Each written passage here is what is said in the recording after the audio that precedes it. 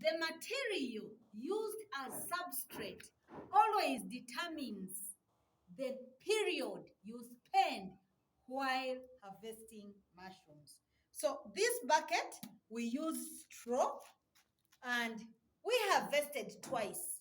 Now you can see all the mycelium is down, is over. All the mycelium is over. Previously, the whole thing was white, but now it's no longer white, as you can see. All the mycelium is over, all the straw is decomposing. But when it comes to this one is a little bit heavier, and we used what? We used sawdust to make this.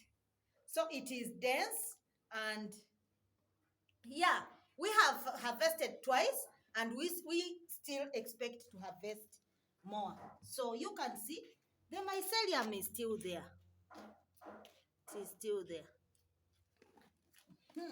So the material used as substrate is important in determining the period you spend. So this one here is straw. This is straw, you can see.